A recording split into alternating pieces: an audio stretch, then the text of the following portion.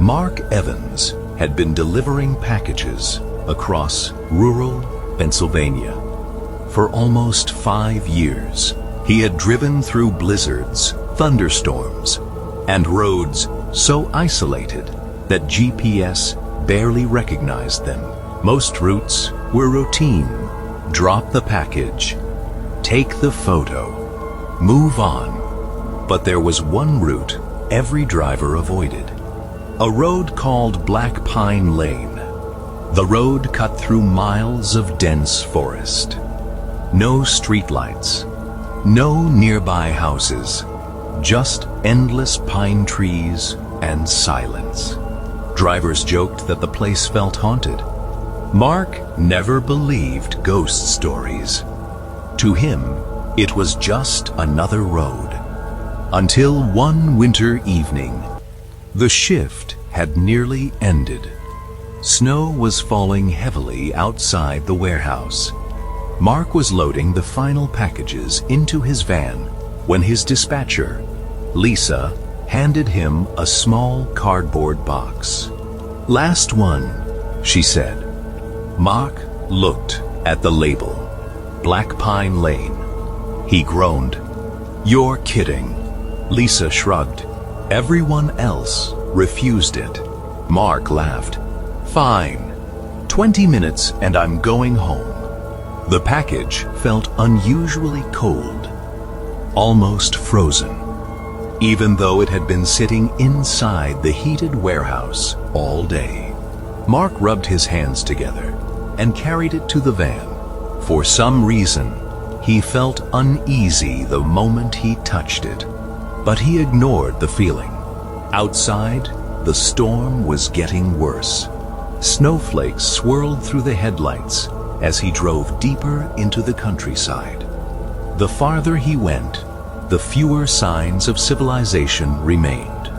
Soon, there were no houses, no gas stations, no passing cars, only darkness and trees, endless trees. The GPS finally announced, "Turn left onto Black Pine Lane." Mark slowed down. The road was narrow and covered in fresh snow. Branches leaned over it like giant claws. His headlights barely pierced the darkness. He checked the package label again. Cabin City, Black Pine Lane. Everything looked normal. Still, he couldn't shake the strange feeling growing in his stomach. 5 minutes later, he spotted the cabin, a small wooden structure hidden among the trees. The place looked abandoned. No lights, no smoke from the chimney, no vehicle outside. What caught Mark's attention immediately was the snow. It was completely untouched. No footprints, no tire tracks, nothing. It looked as if nobody had visited the cabin for weeks, maybe months. He sat in the van for a moment. Something felt wrong, very wrong. But company policy was clear. Deliver the package. Take the photo. Leave. Mark grabbed the box and walked toward the porch. The snow crunched beneath his boots. The air felt unnaturally cold. The woods around him were silent. Not a single bird. Not even the wind. He reached the front door and knocked. Nothing. He knocked. Again. Still, no answer. "Package delivery," he called. Silence. After waiting another minute, he placed the box beside the door, took a picture, turned around. Then he heard something, a faint sound, like someone whispering inside the cabin. Mark froze. The whisper stopped. He stared at the dark windows. Nothing moved. He quickly returned to the van. As soon as he closed the door, relief washed over him. creepy place," he muttered. He started driving back down the road. About halfway to the highway, his phone rang. It was Lisa. "Hey," Mark answered. "Where are you?" "Heading back." "Did you finish Black Pine Lane?" "Yeah." There was a pause. A long pause. Then Lisa spoke again. Her voice sounded different. Nervous. "Mark, which address?" "Cabin 30. The line went silent. Mark frowned. "Lisa." "Mark," she whispered. "You need to tell me exactly what happened." "What are you talking about?" "The package." "What about it?" Lisa took a shaky breath. "That package wasn't supposed to be delivered." Mark laughed. "Very funny. I'm serious." Something in her voice made his smile disappear. "The customer died 3 weeks ago." The van suddenly felt colder. "What?" "The owner of Cabin 17 was an elderly woman named Eleanor Graves."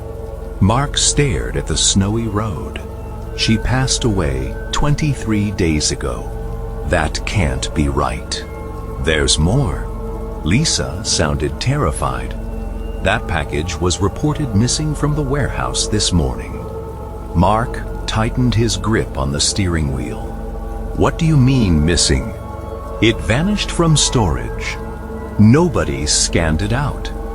Nobody loaded it. We were actually looking for it when you left." Mark felt his heartbeat quicken. "Lisa, I physically delivered it." "No, Mark." Her voice cracked. "You couldn't have." At that exact moment, something made Mark glance into the rearview mirror. His blood turned to ice. Someone was sitting in the back seat. A thin old woman, covered in snow. Her pale skin looked frozen. Ice crystals clung to her gray hair, and she was smiling. Not a friendly smile. A wide, unnatural smile stretching across her face. Mark screamed. The van swerved. He slammed on the brakes. The tires skidded across the icy road. The vehicle spun sideways and stopped. Silence. Heavy breathing filled the cabin. Mark slowly turned around. The seat was empty. Nobody was there. His hands shook violently. "Mark!" Lisa shouted through the phone. "What's happening?" "I saw her." "Who?" "The woman." "What woman?" "The dead woman." Mark jumped out of the van. Snow blasted against his face. He opened the cargo doors. Every package was neatly stacked inside, including the small cardboard box. The exact box he had left at the cabin. It sat on top of the pile, covered in fresh snow, as if it had never left. Mark stumbled backward. "No!" His phone slipped from his hand. Then he noticed something. The package label had changed. The delivery address was gone. Only one line remained. A handwritten message. Special delivery for Mark Evans. His heart nearly stopped. Slowly, very slowly, the box began to move. Something inside scratched against the cardboard. Scratch, scratch, scratch. Then, a voice emerged from within. Weak, cold, whispering, "Thank you for bringing me home." The box suddenly burst open, and from the darkness inside, a pale hand reached out toward him. The last transmission from Mark's phone was a single scream.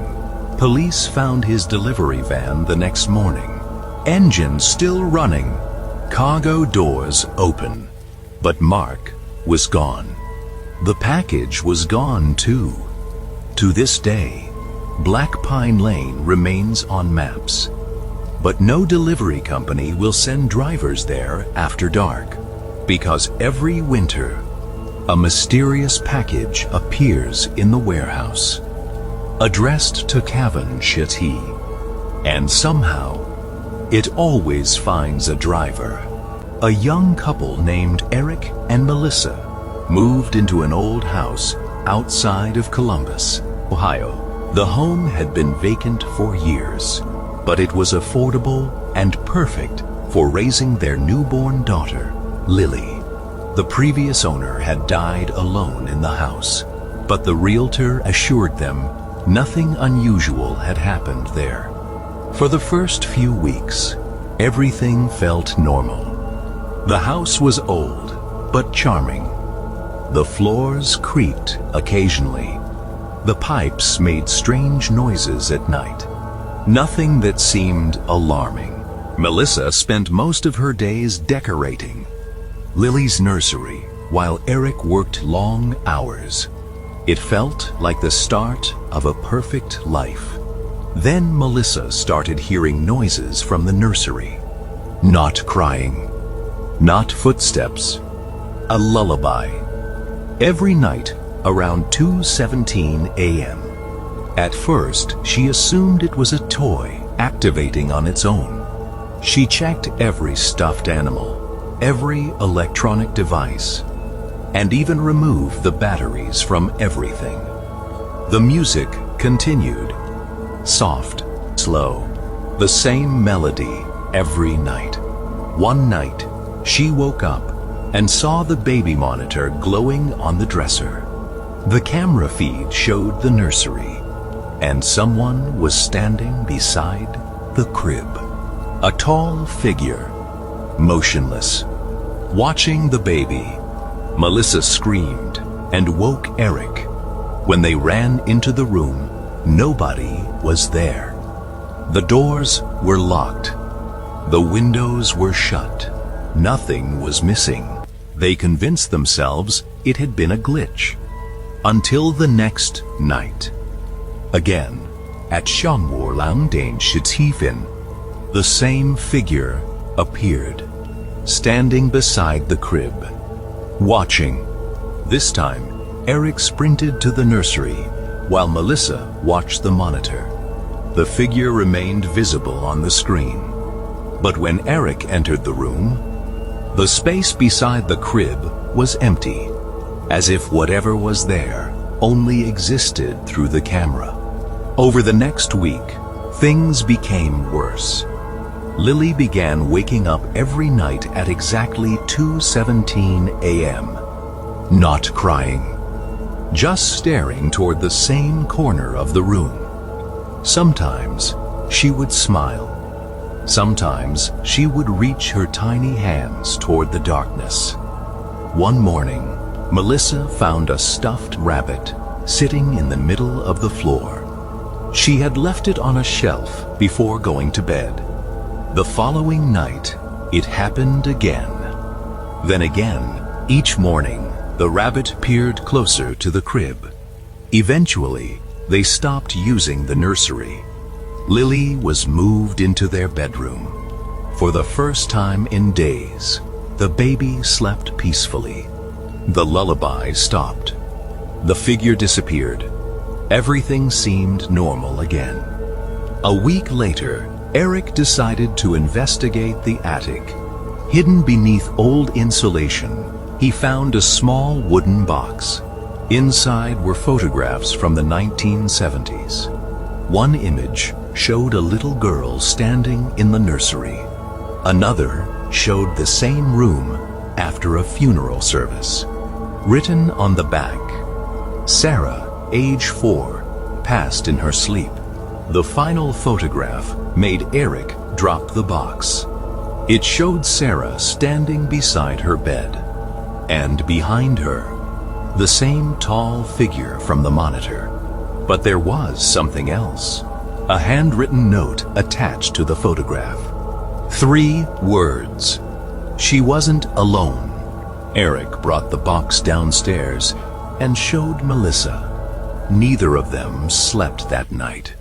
The next morning, they visited the local library and searched old newspaper archives. After several hours, they found an article about Sarah. She had died mysteriously in the house in 1974. The official cause of death was listed as unknown, but one paragraph caught Eric's attention. Sarah had repeatedly told her parents about a tall man who visited her room every night. Her parents believed she had an imaginary friend. A week later, she was dead. The article ended there. No explanation, no suspects, nothing. That night, while reviewing footage from the baby monitor, Melissa noticed something terrifying. In one frame, the tall figure appeared beside the crib. In the next frame, it was gone, but a shadow remained. Not near the crib, near the camera, as if it had moved closer, much closer. Melissa paused the video, then zoomed in. A chill ran through her body. The shadow wasn't standing in the nursery. It was standing directly behind the camera, watching from inside the room, watching whoever watched the monitor. The family decided to leave immediately. The house sold faster than expected. Within weeks, another family moved in. Months later, Eric received a call from a neighbor who still lived on the street. The new owners had a baby, and every night, at exactly 2:17 a.m., music could be heard coming from the nursery. A lullaby, the same lullaby. The neighbor asked a simple question before hanging up. Did you ever find out who Sarah was talking to? Eric never answered, because years later, while cleaning old files from a hard drive, he found one final frame from the baby monitor. A frame he had never seen before. The figure was no longer standing beside the crib. It was staring directly into the camera, and for the first time, its face was visible. It wasn't a stranger. It was Sarah, older, standing beside another tall shadow, smiling. I worked as a night delivery driver in rural Ohio for almost 3 years, and in all that time, there was only one address I refused to visit again. Not because of dogs, not because of criminals, not because of bad weather, but because the person waiting for that package should have been dead. This happened is October 2024. The night started normally. Rain tapped against my windshield. The roads were empty, and my delivery app showed only 4 stops left before I could go home. 3 were normal, and the 4th one wasn't. The address was located on a road called Hollow Creek Lane, a place surrounded by endless woods. No streetlights, no neighbors, no cell signal, just darkness. When the GPS loaded the location, a warning appeared on my screen. Customer requested hand delivery only. Do not leave package unattended. That wasn't unusual, but underneath was something I had never seen before. Customer has requested this package every month for the past 17 months. I remember laughing. Who orders the same thing every month for almost 2 years? The package was small, lightweight, no return label, only a barcode. Rain became heavier as I drove deeper into the woods. The GPS eventually lost signal, but the route was already downloaded. 10 minutes later, I saw the house. It looked abandoned, paint peeling from the walls, broken porch railing, every window dark, no vehicles outside, no signs of life. I checked the address twice. It matched. The app told me to deliver before midnight. The time was 11:53 p.m. I grabbed the package and walked toward the porch. The wooden steps groaned beneath my feet. Then I noticed something strange. The front door was already open, just slightly, not enough to see inside, just enough to reveal darkness. I knocked. Nothing. I knocked again. Still nothing. Then a voice came from inside, very old, very weak. Come in. Every instinct told me not to, but company policy required a signature. I pushed the door open. The smell hit me first. Dust, mold, and something rotten. My flashlight revealed a hallway covered in old photographs. Hundreds of them. Every photo showed the same man, standing in front of that house, year after year, decade after decade. But he never seemed to age. The same face, the same smile. I felt uneasy. Hello? I called out. The voice answered from another room. Kitchen. I followed the sound. An elderly man sat at a table, thin, pale, motionless. He looked at least 90 years old. His eyes never blinked. I handed him the package. Need a signature? The old man smiled. You always ask. I frowned. What? He pointed toward me. You always ask for a signature. A chill ran through my body. What do you mean, always? The old man laughed softly. You've been bringing these packages for a long time. I had never seen him before. Sir, this is my first delivery here. The smile disappeared. No. His voice became serious. It's your 17th. Silence filled the room. I opened the app. Sure enough, the delivery history showed 17 completed deliveries. Same address, same package, same customer. My blood turned cold. I had never delivered here before. I would have remembered. The old man slowly signed the device. Then he whispered something. Do you remember what happened the first time? I stepped back. What happened? The old man stared directly into my eyes. The accident. My stomach dropped, because 3 years earlier, I had been involved in a crash. A truck crossed into my lane. I survived. The other driver didn't. For a few seconds, I couldn't remember anything after the impact. Doctors called it memory loss. The old man smiled again. That's when it started. I turned and walked toward the door. Fast. Something felt horribly wrong. Halfway down the hallway, I stopped. The photographs. I looked again. The man wasn't the only thing appearing in every photo. There was someone else, standing beside him.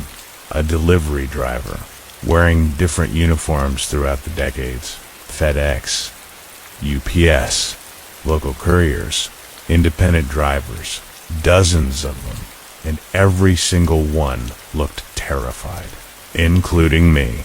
In the newest photograph, I was standing beside the old man, holding a package. The photo was dated next month. My heart nearly stopped. I ran outside. The rain slammed against my face. I jumped into the van, locked the doors, started the engine. The dashboard clock read 11:53 p.m., the exact same time as before. I blinked. The delivery app chimed. New delivery assigned. The address appeared. Hollow Creek Lane. The same house, the same package. I stared at the screen, unable to breathe, drove away. Fast. The road seemed endless. 10 minutes. 20 minutes. 30 minutes.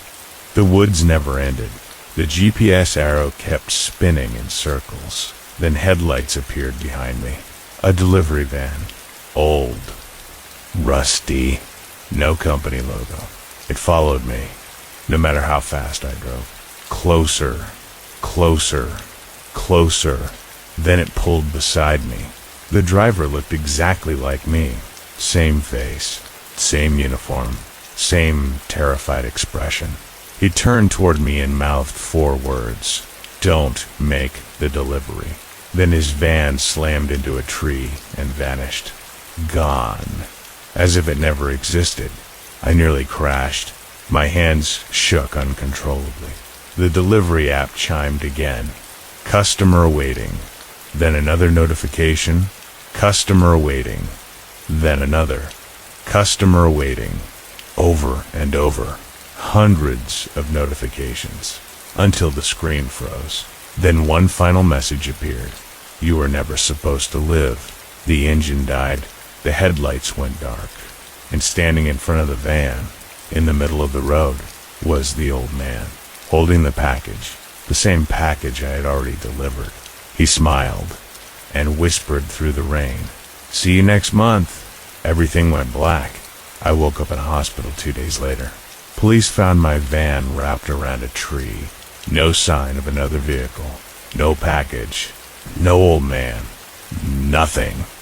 The strangest part, when I checked my delivery account after recovering, there was no record of Hollow Creek Lane. No customer. No package. No completed deliveries. Except for one thing. Every month, on the same date, at exactly 11:53 p.m., my phone receives a notification, a delivery request, from an address that doesn't exist. And every time, the customer name is the same. My own name. I never accept it, but every month, the request comes back. Still waiting for a delivery that was never meant to end. The end. I used to work the night shift, monitoring traffic cameras for a highway department in Montana. Most nights were boring. Accidents, broken down cars, drunk drivers. Nothing unusual. Until camera 47 started showing something that wasn't supposed to exist. And according to official records, camera 47 wasn't even connected to the system. My name is Daniel. This happened in January 2024. I still have nightmares about it. I worked from 11 p.m. until 7 a.m. inside a small traffic monitoring center. The job was simple. Watch hundreds of highway cameras. Report accidents. Call emergency services if necessary. That's it. One snowy night, around 2:41 a.m., a camera feed appeared on my monitor. Camera 47. I frowned. I had never seen camera 47 before. The highway system only had 46 active cameras. I checked the list. Nothing. No camera 47. Yet, there it was. A live video feed. The image showed a lonely stretch of road surrounded by dark pine trees. No cars. No lights. Nothing. Then I noticed something strange. There was no time stamp. Every camera feed had one. This didn't. I called my supervisor. He checked the system. No record existed. No location. No serial number. Nothing. He told me it was probably a software glitch. Then he went back to his office. For the next hour, the camera showed the same empty road. At 3:52 a.m., a person appeared, far in the distance, standing in the middle of the highway, completely still. The figure didn't move, didn't walk, didn't turn. Nothing. Just stood there. Snow fell around it. Cars never passed. The road remained empty. I zoomed in. The image became grainy, but I could make out a man wearing dark clothes. His face was hidden. Then something happened. The figure suddenly looked directly at the camera. Every hair on my body stood up. Because the camera was mounted nearly 40 feet above the road, there was no way he should have been able to see it. Yet he stared straight into the lens. A second later, the feed went black, then returned. The man was closer, much closer. I nearly jumped out of my chair. There had been no movement, no walking, no transition. One frame, he was hundreds of feet away. The next, he was much closer. The feed flickered again, closer, again, closer, like something was skipping pieces of time. Within 10 seconds, the figure was standing directly beneath the camera. Then he slowly raised his head. I froze. His face looked wrong. Not injured. Not distorted. Just wrong. Like an AI trying to create a human face but getting every detail slightly incorrect. The eyes were too large. The smile was too wide. The skin looked stretched. The camera suddenly cut out. I breathed out, relieved. Then my desk phone rang. The caller ID displayed, camera 47. My stomach dropped. I answered. Silence. Then breathing. Slow. Wet breathing. I hung up immediately. 5 seconds later, the phone rang again. Camera 47. Again. Again. Again. Each time I answered, the breathing sounded closer. Finally, a voice whispered, "Turn around." I didn't. I couldn't. The voice whispered again, "Daniel." I had never given my name. The room felt freezing cold. Every monitor around me suddenly turned off, except camera 47. The feed was back, but now the camera wasn't showing a highway. It was showing my office, my exact office. The angle came from behind my chair. Someone was standing directly behind me. I couldn't see them in real life, only on the monitor. Tall, thin, motionless. I slowly turned around. Nothing. The room was empty. When I looked back at the monitor, the figure was gone. In its place appeared a message. White text. Black screen. Check the exit door. I don't know why, but I listened. I walked across the room, opened the emergency exit. Fresh snow covered the parking lot. And there, standing beneath the street light, was the same man from camera 47, looking directly at me, smiling. I slammed the door shut, called police. They arrived 20 minutes later. Nobody was outside. No footprints. No tire tracks. Nothing. The next morning, IT technicians searched the entire system. There was no camera 47. Never had been. No files. No recordings. No logs. Nothing. Everything was gone. Except one thing. A single image saved automatically on my desktop. The final frame from the feed. The man standing behind my chair, looking down at me, smiling. I quit the next day. 6 months later, I received an email from an unknown sender. No subject, no text, just one attachment. A photograph, taken from inside my apartment while I was sleeping. In the corner of the image, the same smiling man stood beside my bed. And at the bottom of the photo, one sentence, camera 48 is now active. I moved, changed jobs, changed phone numbers, changed everything. But every once in a while, usually around 2:41 a.m., my phone lights up. Unknown number. And when I answer, I hear the same breathing. Slow, wet, close. As if whoever was watching me on camera 47 never stopped watching. The end. It was nearly midnight when Ethan pulled off. Interstate 40, somewhere between Oklahoma and Texas. He had been driving for almost 12 hours. Rain slammed against the windshield so hard he could barely see the road ahead. The GPS suddenly lost signal. His phone displayed one message: no service. He sighed. The fuel gauge was nearly empty. Then, through the curtain of rain, a faded neon sign appeared. Welcome to Cedar Hill Motel. Half the letters no longer worked. The building looked forgotten. Dark windows, cracked walls, a parking lot filled with puddles that reflected the flickering red sign. It looked abandoned, yet one light glowed inside the office. Ethan grabbed his backpack and ran through the rain. The office door creaked open. The room smelled of old paper, damp wood, and stale coffee. Behind the counter sat an elderly woman wearing a gray cardigan. She looked as though she had been sitting there for years. She never smiled. Without asking for identification, she quietly said, "One night?" "Yeah." She reached beneath the counter and placed an old brass key on the desk. Attached to it was a faded tag.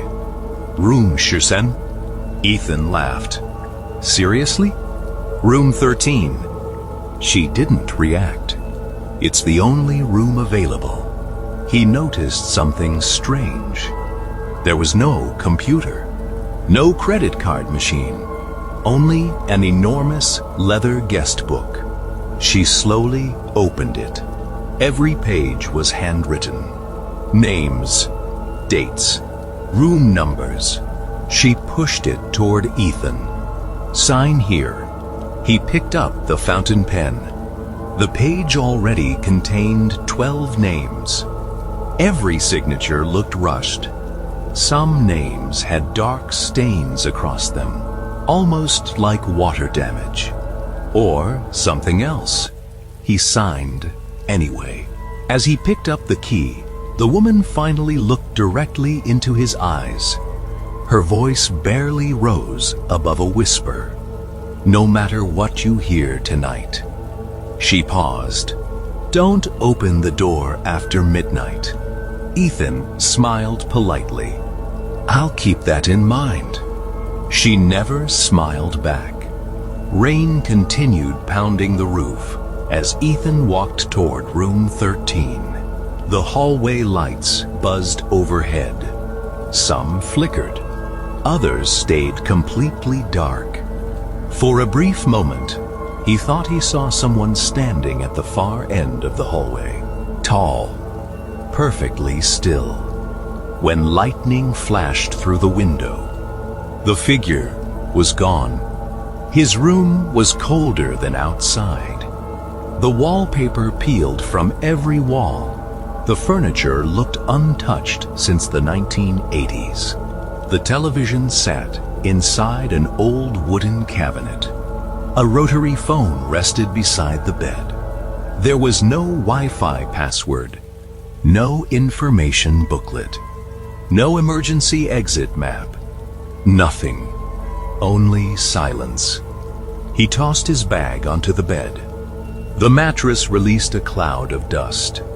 Inside the bathroom mirror, someone had scratched a sentence into the corner. "Don't let them hear you." Ethan frowned. Probably some old prank. He wiped the mirror. The words disappeared beneath the steam from hot water. After changing clothes, he searched for food. Only one vending machine stood near the ice machine. It contained expired snacks. The expiration dates were over 10 years old. Even stranger, every room he passed appeared occupied. Light glowed beneath the doors. Televisions played softly. People whispered inside. Yet he had never seen another car outside. Not one. As he reached the vending machine, a little girl's laughter echoed from somewhere down the hallway. He turned. No one. The hallway was empty again. The laughter stopped instantly. He hurried back to his room. By 11:45 p.m., the storm had grown worse. Wind rattled the windows. Branches scraped across the walls. Ethan tried sleeping. He couldn't. Something felt wrong. The motel was too quiet. Then, the rotary phone rang. The sound nearly made him jump. He picked it up. Static. Nothing else. Then, a slow breath. Very close, as if someone was holding the receiver against their lips. "Ethan?" The whisper was barely audible. He immediately hung up. A second later, The phone rang again. This time, he ignored it. It continued ringing. Once, twice, 5 times. Then, silence. At exactly Sauer Shui Den Wushabafen, 3 slow knocks echoed through the room. Knock, knock, knock. Ethan walked to the door. He checked the peephole. Nobody. Only the dim hallway lights. He unlocked the door anyway. The hallway stood empty. Rain echoed outside.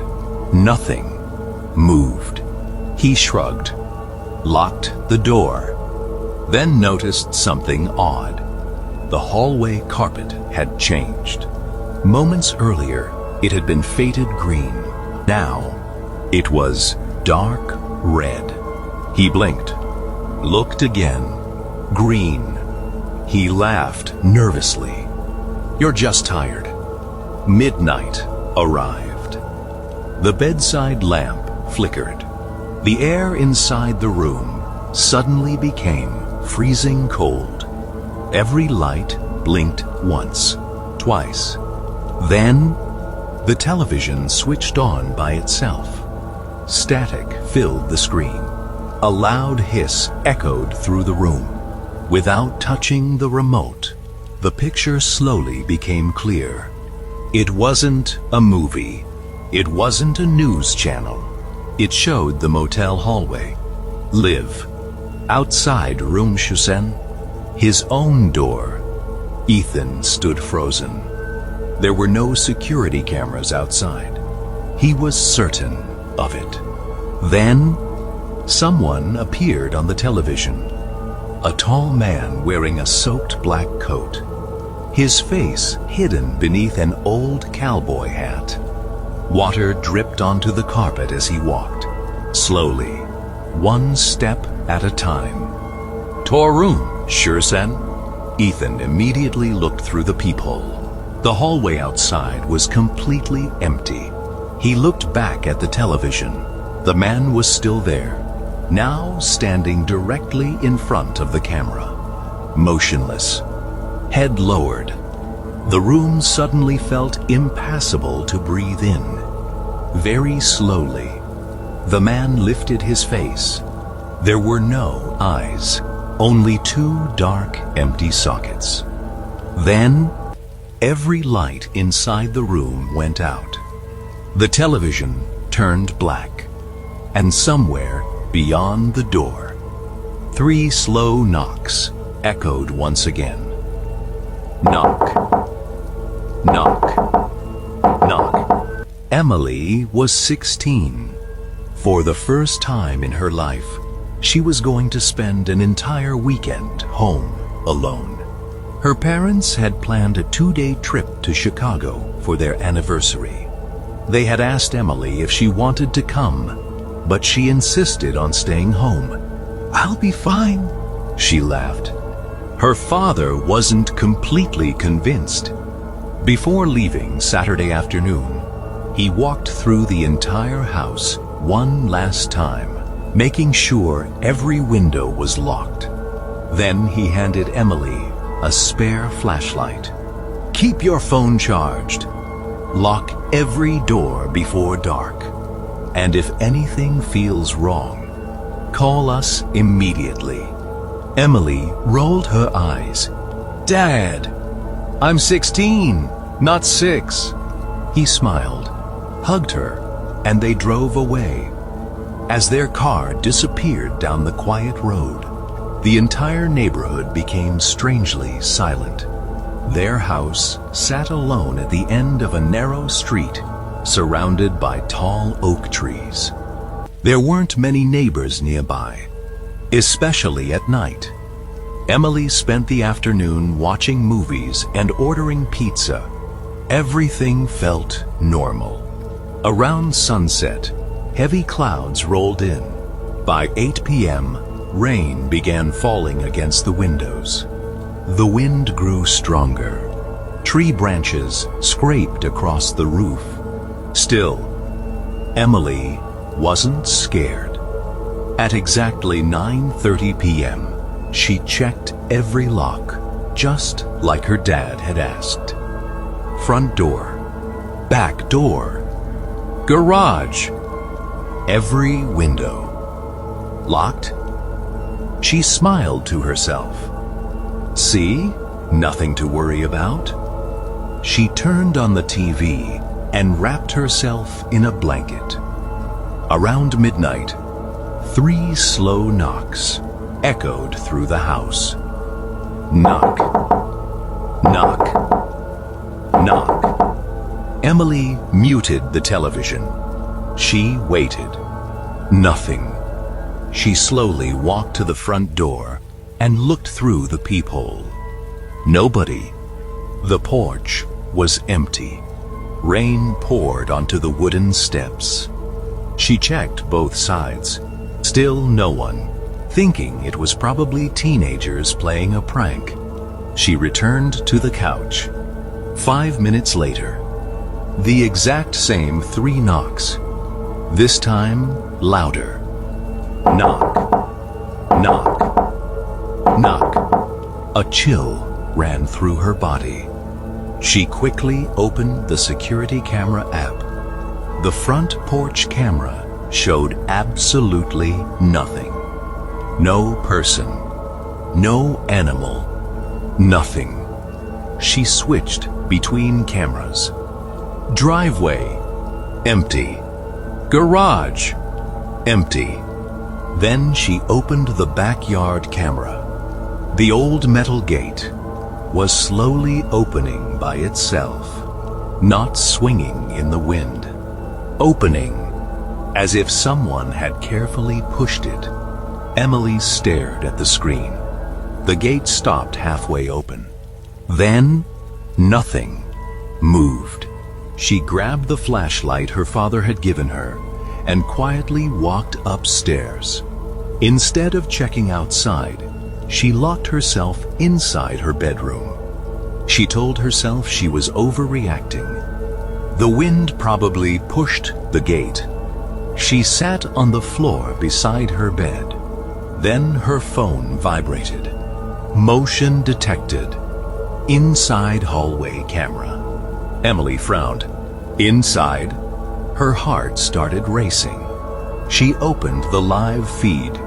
Standing outside her bedroom door was a tall man wearing a black raincoat.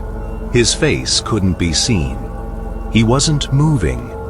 He simply stood there, watching the door. Emily immediately looked at the real bedroom door. Nothing.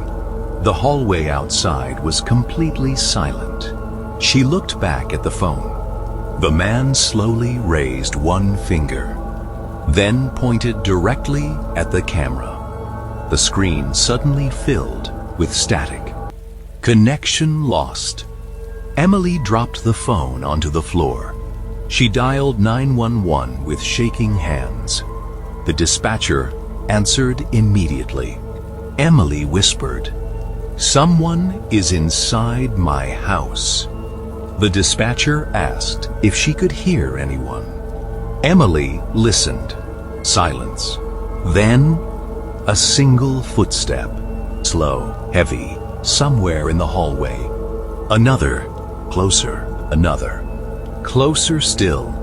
The bedroom doorknob slowly turned. Once. Twice. The lock clicked violently. Emily backed into the corner of the room, holding the flashlight like a weapon. Then, everything stopped. Complete silence. The dispatcher stayed on the line. Officers are almost there.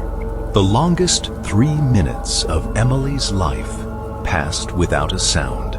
Finally, blue and red lights flashed through her bedroom window.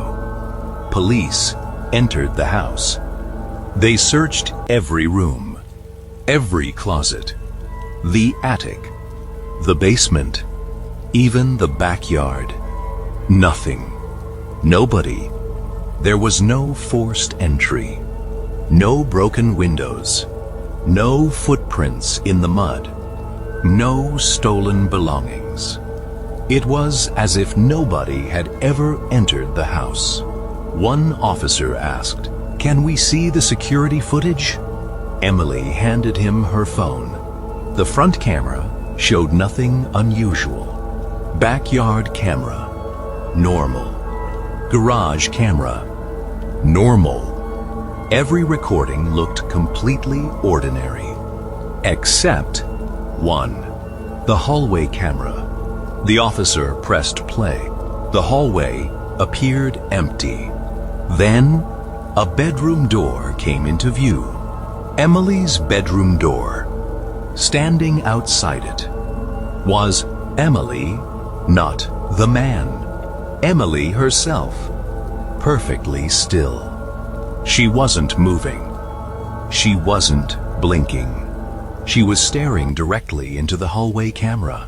The timestamp matched the exact minute she had been locked inside her bedroom, speaking with the Yo dispatcher. The officer replayed it 3 times. No one spoke. Another officer quietly asked, "Was anyone else home?" Emily couldn't answer.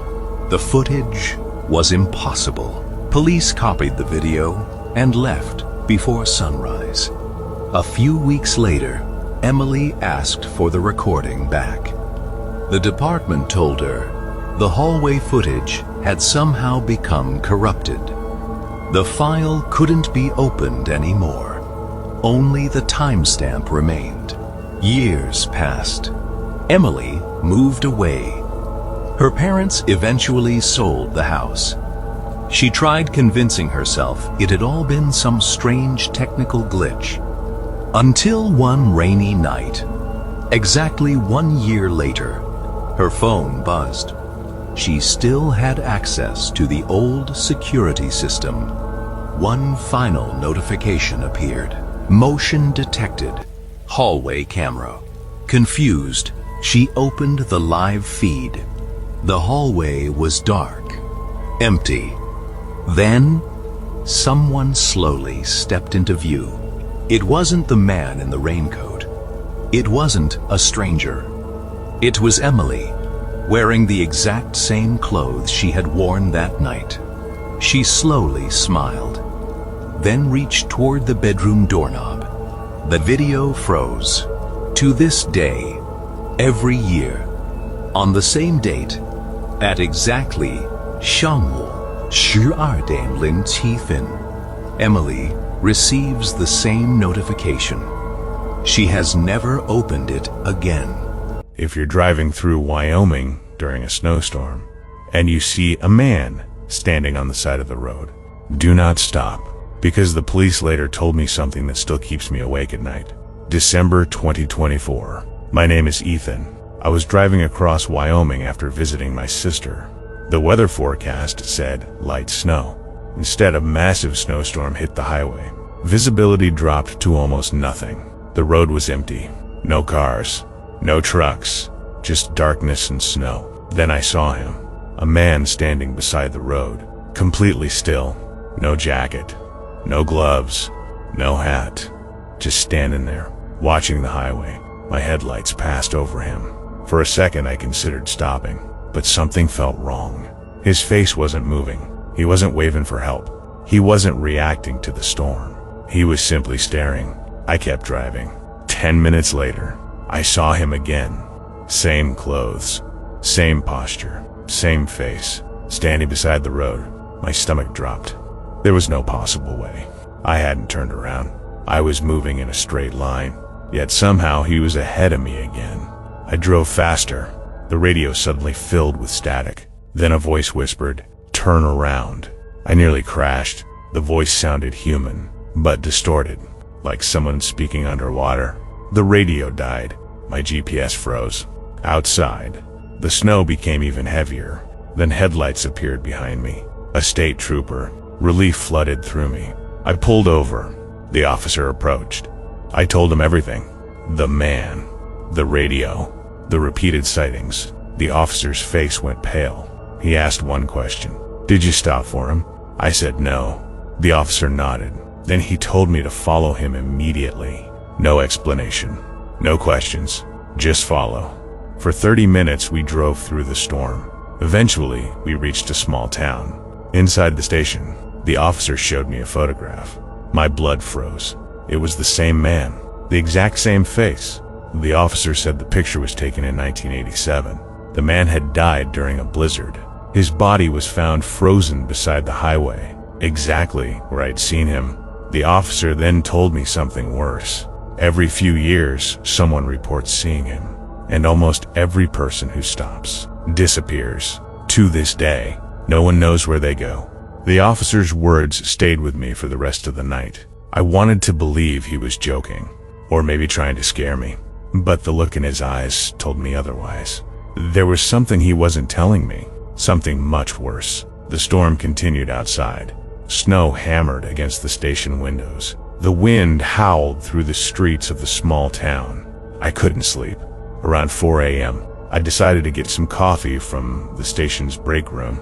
As I walked down the hallway, I noticed the officer standing alone near a bulletin board, staring at a collection of missing person photographs. Dozens of faces, men, women, even teenagers, all reported missing along the same stretch of highway. The same highway where I'd seen the man. The officer noticed me watching. For a moment he hesitated. Then he sighed and motioned for me to come closer. "There's something else you should know," he said quietly. He pointed toward one photograph. A young man around my age. The picture had been taken only 2 years earlier. He stopped. The officer said. I felt a chill run through my body. The officer pointed to another photo. Then another. Then another. Every single person had disappeared after reporting the same thing. A man standing in a snowstorm, watching the road, waiting. The next morning, the storm finally cleared. I thanked the officer and prepared to leave town. Before I got into my car, he handed me a small piece of paper. It contained only one sentence. "If you see him again, keep driving, no matter what happens." I folded the note and put it in my pocket, then started the long drive home. For several hours, nothing happened. The sun was shining, traffic was normal, and I began convincing myself the entire experience was behind me. Then my phone rang. Unknown number. I answered. Only static. The same static I've heard on the highway. Then a voice whispered, "Turn around." My blood turned cold. The call disconnected. I immediately checked my mirrors. The road behind me was empty, or so I thought, because a few seconds later, I noticed a figure standing on an overpass ahead, motionless, watching the traffic below. As I got closer, my stomach tightened. It was him, the same man, the same clothes, the same frozen expression. I slammed my foot on the accelerator, determined not to look, not to stop, not to acknowledge him. The overpass disappeared behind me, and eventually I convinced myself it was over.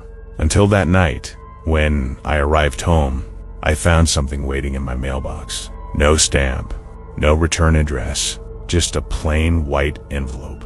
Inside was a photograph of my car, taken during the snowstorm.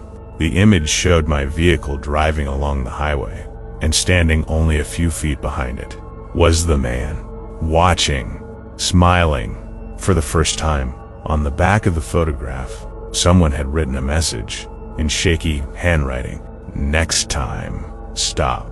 That was 6 months ago. Since then, I've changed my phone number, moved to a different state, and avoided driving at night whenever possible.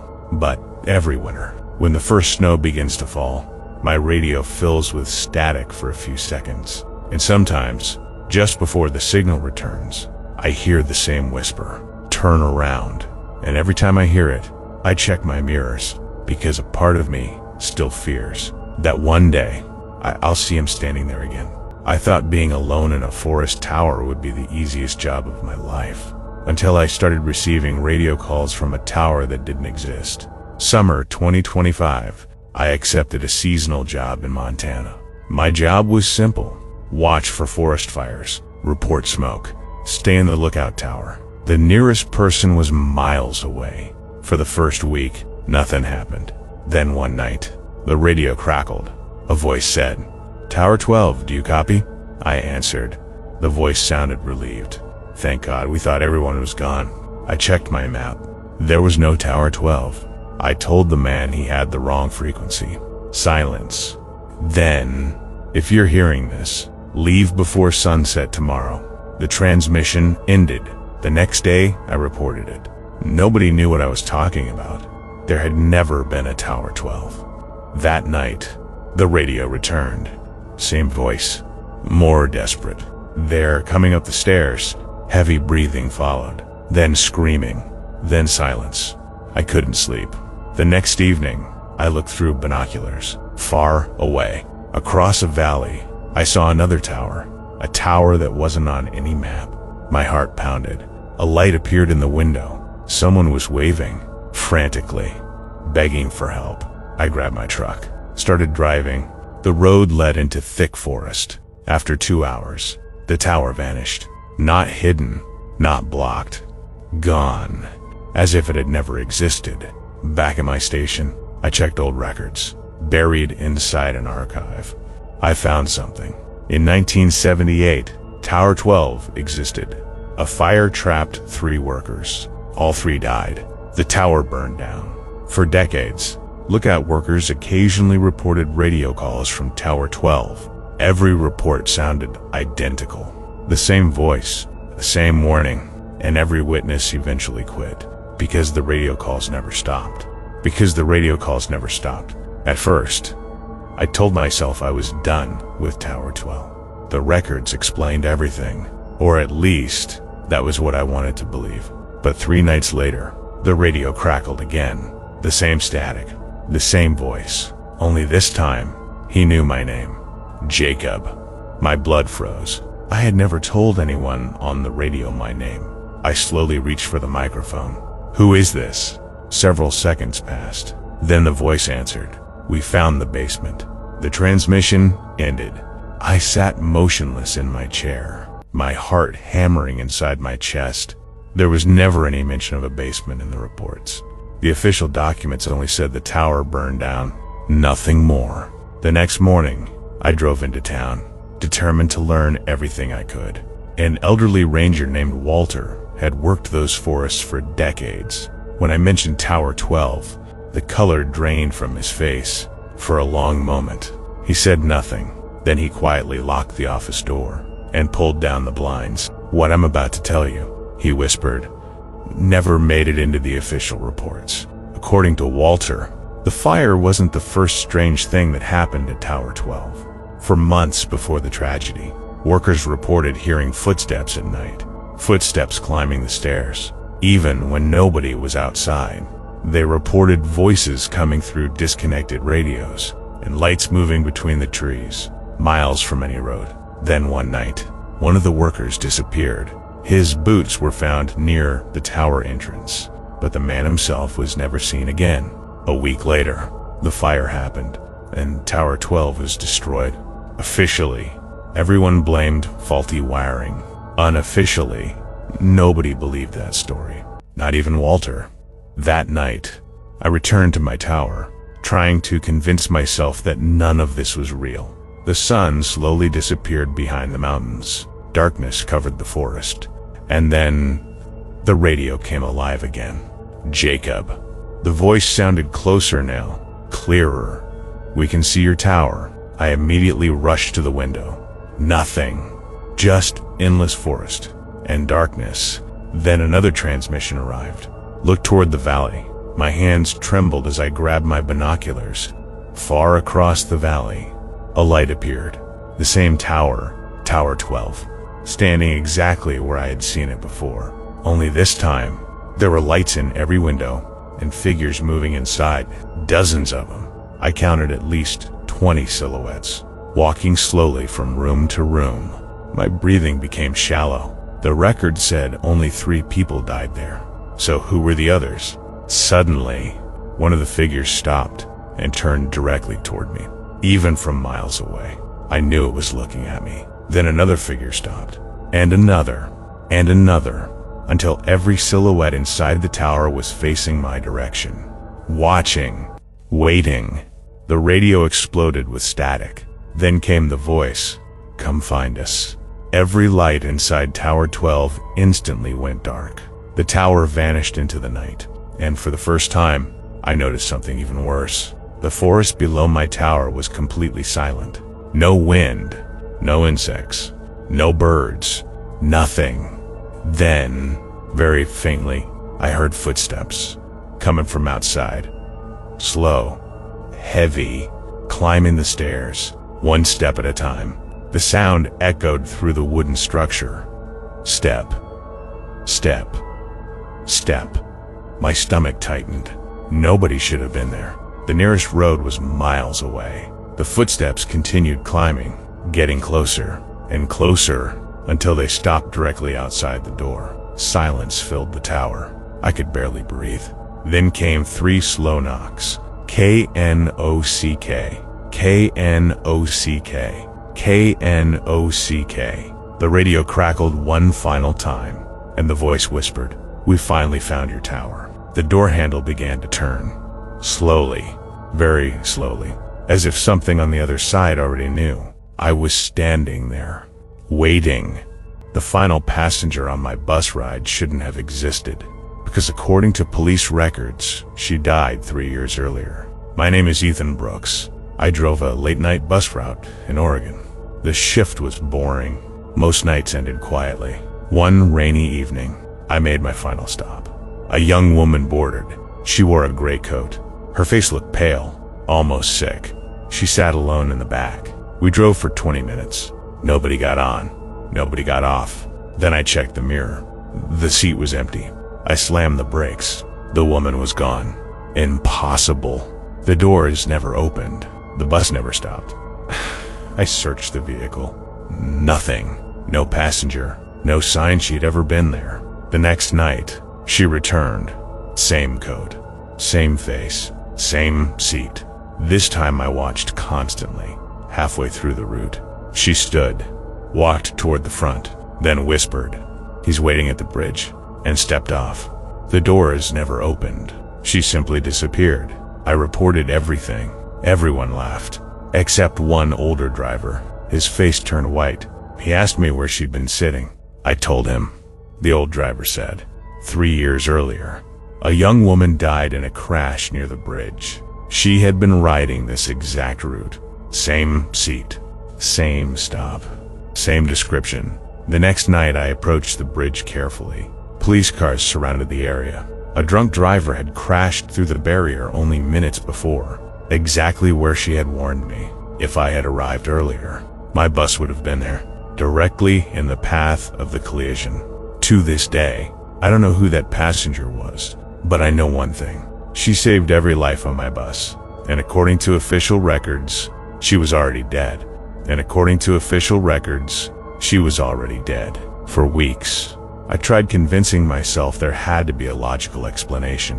Maybe stress, maybe exhaustion, maybe my mind was playing tricks on me. But deep down, I knew what I had seen, and what I had seen wasn't normal.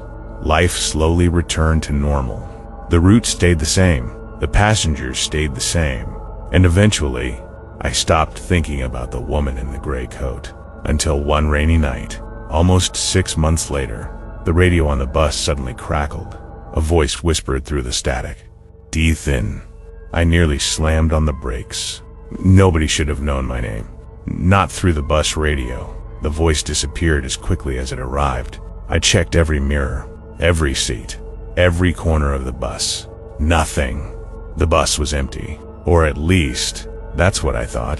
When I reached the final stop, I looked into the rearview mirror, and my blood turned cold. The woman was back, sitting in the last row, exactly where she'd always sat.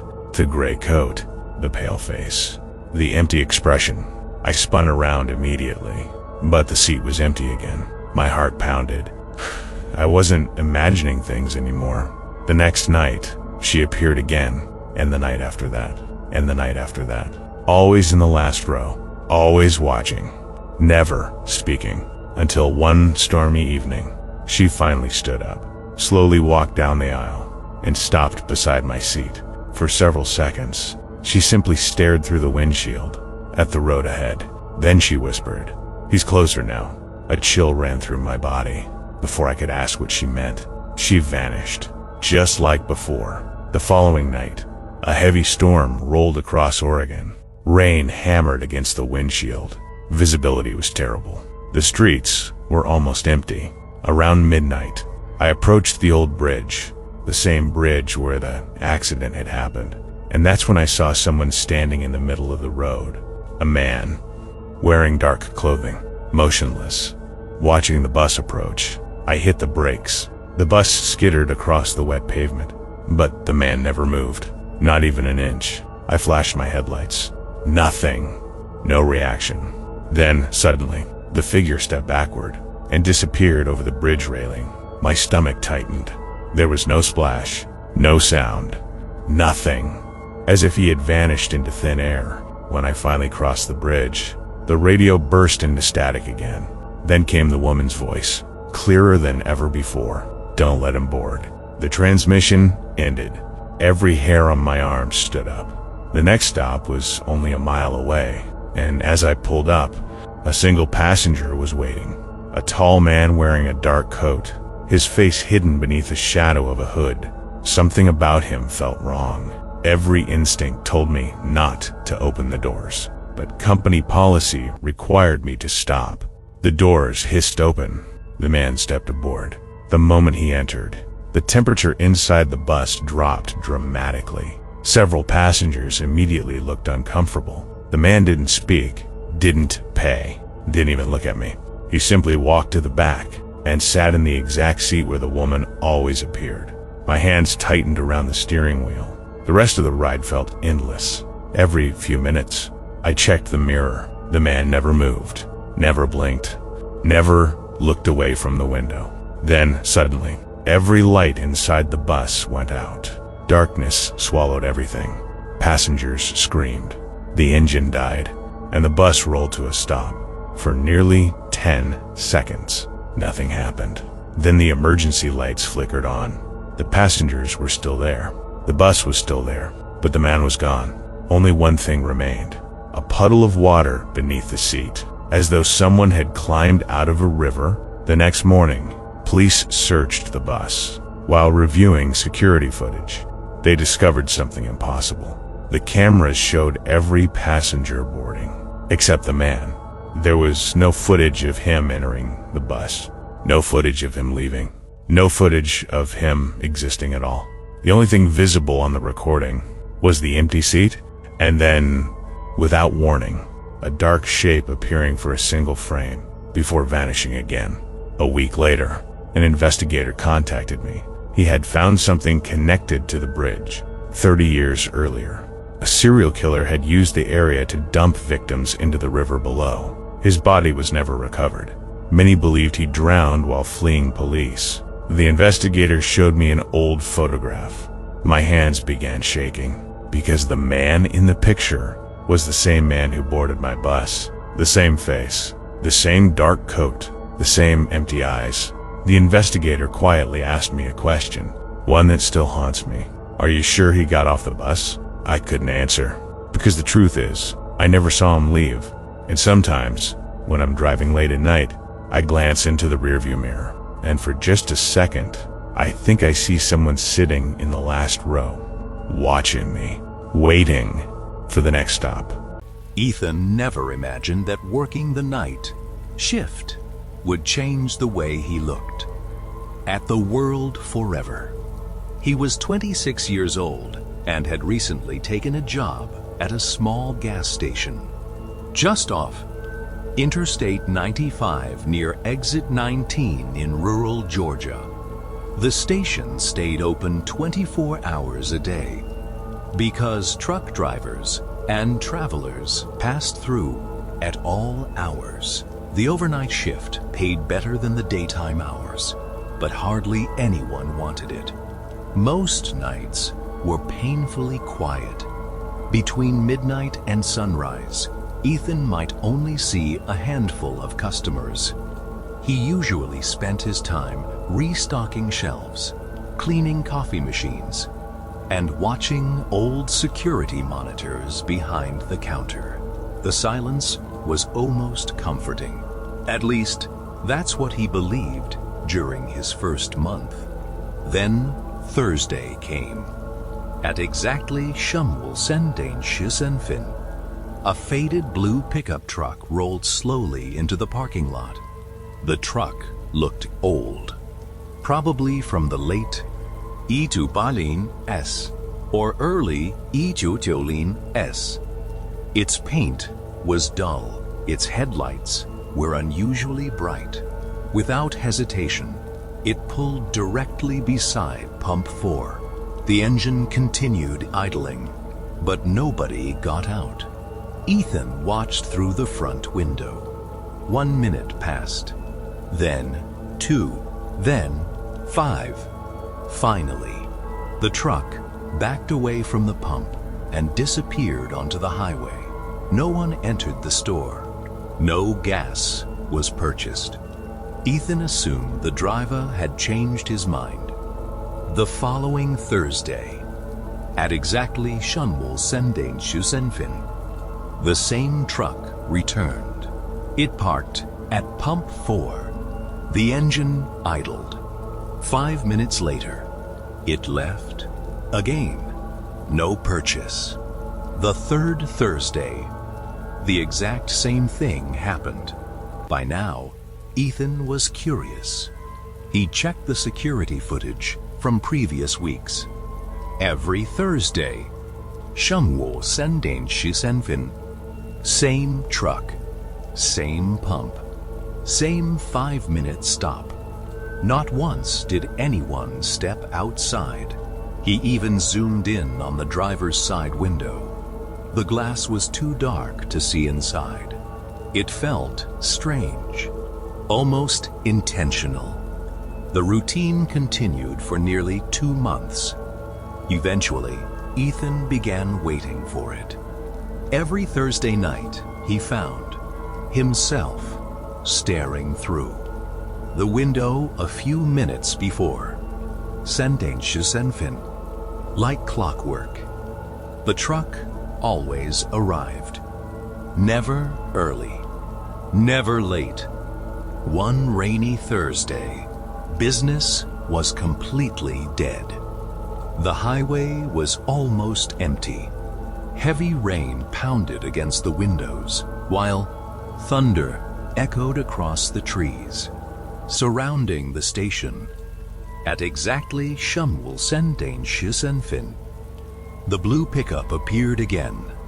This time, Ethan decided he wasn't going to let it leave without answers. He grabbed a flashlight from beneath the counter, unlocked the front door, and stepped into the cold rain. The truck sat motionless beside Pump 4. Its headlights reflected off the wet pavement. The engine hummed softly. As Ethan walked closer, something immediately felt wrong. There was no movement inside, no silhouette, no shifting in the driver's seat. Still, the engine was clearly running. He reached the driver's window and knocked. No response. He knocked harder. Nothing. Taking a deep breath, he raised the flashlight and shined it through the glass. His stomach dropped. The driver's seat was empty. The passenger's seat was empty. No one sat in the back. The truck was completely vacant. Yet the engine continued running perfectly. Before Ethan could process what he was seeing, the steering wheel moved, very slowly, turning several inches to the left, then back to the right, as though invisible hands were holding it. Ethan stumbled backward. At that exact moment, every gas pump beeped, one after another. Beep, beep, beep, beep. All 4 digital displays changed at the same time. Instead of showing prices, every screen displayed one number. 17. The lights above Pump 4 flickered violently. Inside the store, the cash register suddenly shut down. The overhead lights dimmed. The security monitors went completely black. The entire station became silent except for the rain. For nearly 10 seconds, nothing happened. Then every monitor powered back on. Ethan ran inside. His hands were shaking as he looked at the camera feeds. Pompe Sud was empty. The truck had vanished. There were no headlights driving away, no taillights on the highway. It was simply gone. He replayed the security recording. At 3:17 a.m., every camera cut to black. When the video returned, the truck no longer existed. There wasn't even a frame showing it leaving the parking lot. The footage looked as though it had never been there. Ethan barely finished the rest of his shift. The next morning, exhausted and confused, he told the morning manager everything. The manager listened quietly, without interrupting. When Ethan finished, the man's face turned pale. He walked into the back office and unlocked an old metal filing cabinet. From inside, he removed a yellowed newspaper wrapped in plastic. The headline read, "Family Killed in Early Morning Highway Crash." The article was dated October 1998. According to the report, a family of 4 had been driving north on Interstate 95 in an old blue pickup truck. Before continuing their trip, they had stopped at the very same gas station. Witnesses remembered seeing the truck parked at Pump 4 shortly after 3:10 a.m. Minutes later, at exactly 上午10:17, the truck was struck head-on by a speeding semi-truck several miles north of exit 19. No one survived. Ethan felt a chill run down his spine. He looked at the faded newspaper photograph. It was the same truck, same faded blue paint, same dent above the rear wheel. Even the cracked left headlight matched perfectly. The manager quietly folded the newspaper. "I've worked here 20 years, he whispered. "You're not the first night clerk who's seen it." Ethan asked why nobody had ever told him. The manager sighed. "Because everyone who sees the truck quits within a week." Ethan laughed nervously. He wanted to believe it was just an old ghost story meant to scare new employees. But something still bothered him. "If the cameras never recorded," he asked, "how did anyone know it always stops at Pump 4? The manager stared toward the parking lot, then answered softly, "Because every person who's worked the Thursday night shift describes the exact same thing." Neither of them spoke again. Ethan finished his coffee and went home. He never worked another overnight shift. Months later, another employee replaced him on his very first Thursday. At exactly 上午10:15, a faded blue pickup truck quietly pulled into Pump 4. It waited 5 minutes, then disappeared into the darkness, without buying a single drop of gas. Emily had always enjoyed long road trips. She was 28, lived in California, and had driven across the western United States more times than she could count. She trusted empty highways more than crowded cities. But one drive across Nevada became the last trip she ever talked about. It happened in late October. Emily was driving east on Interstate 80 after visiting a friend. She had underestimated the distance and found herself alone on the highway after midnight. The desert stretched endlessly in every direction, No towns, no lights, only the sound of tires rolling over the pavement. Her phone signal disappeared nearly an hour earlier. The GPS still worked, but even it seemed delayed. At exactly 2:27 a.m., a roadside sign appeared. Black Rock Rest Area, 1 mile. Emily hadn't seen another car in almost 20 minutes. She decided to stop. The rest area looked abandoned. A few dim lights buzzed overhead. Only one old white semi-truck was parked near the far end of the lot.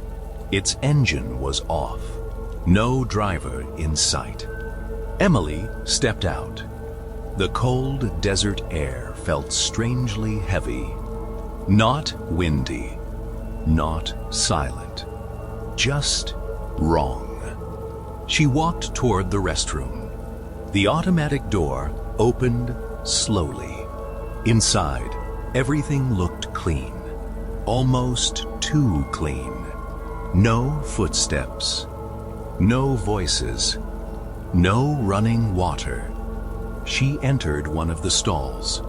While washing her hands a minute later, she heard a woman's voice behind her. Soft, barely louder than breathing. "Don't leave yet." Emily froze. She looked into the mirror. Nothing. She turned around immediately. The restroom was completely empty. She searched every stall. Nobody. Trying to calm herself, she laughed quietly. Maybe she imagined it. Maybe someone had spoken outside. She rushed back toward the parking lot. The moment she stepped outside, the truck was gone. Completely gone. Emily stopped walking. She hadn't heard an engine start. She hadn't seen headlights. The truck had simply disappeared. The parking lot was now completely empty. She quickly unlocked her car and drove away.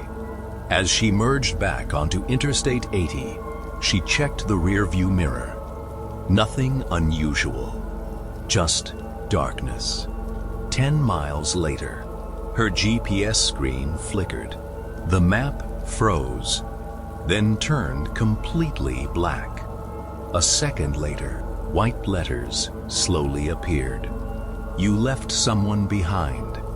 Emily slammed her hand against the screen. The message disappeared. The GPS restarted as if nothing had happened. She whispered to herself, "No! No! This isn't funny."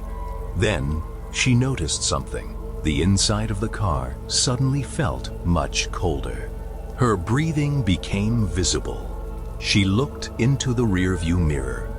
A woman was sitting in the back seat. Pale skin, long black hair. A thin smile stretched across her face. She wasn't blinking. She was staring directly at Emily. Emily screamed. She slammed on the brakes. The tires screeched across the empty highway.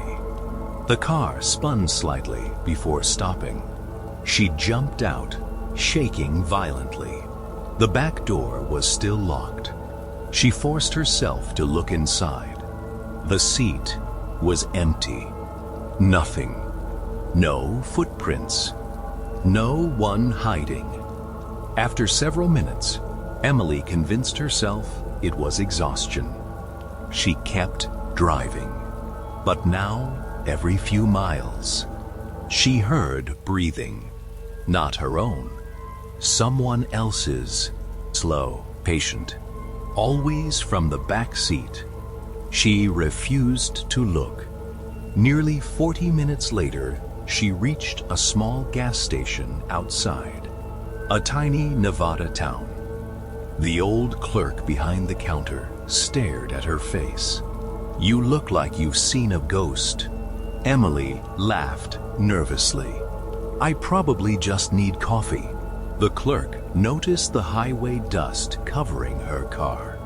Then he quietly asked, "Did you stop at Black Rock Rest Area?" Emily slowly nodded.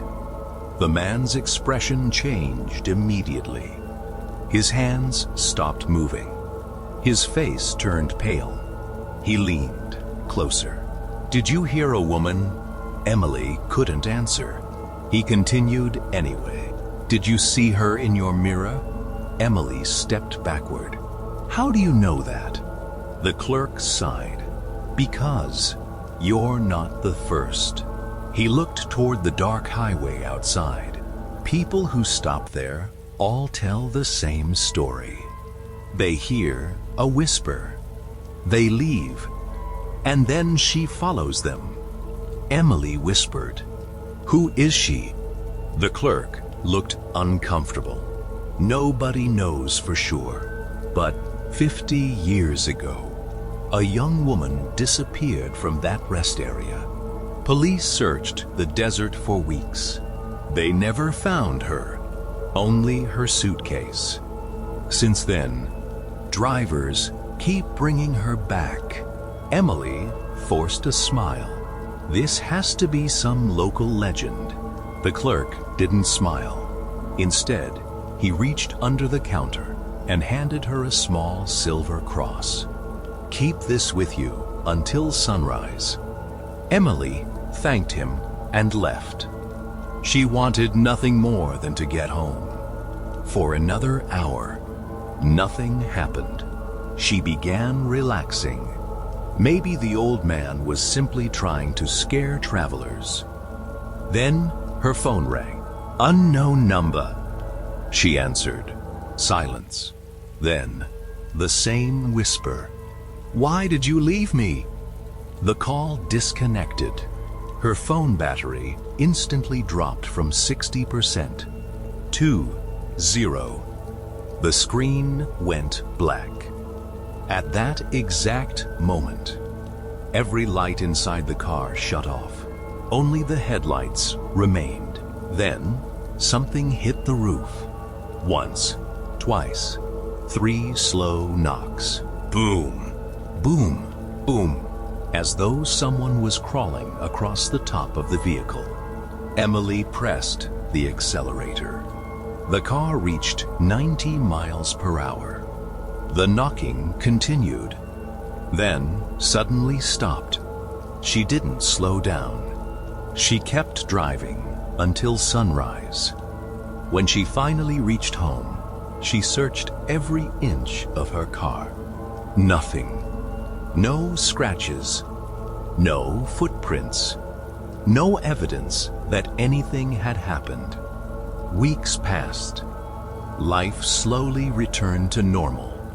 Until one evening, she was cleaning the back seat.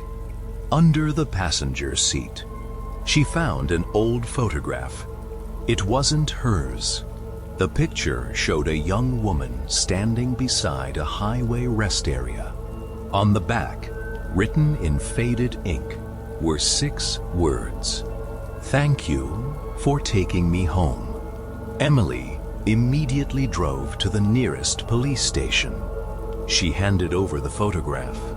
The officer looked at it for a long time, then quietly asked, "Where did you get this?"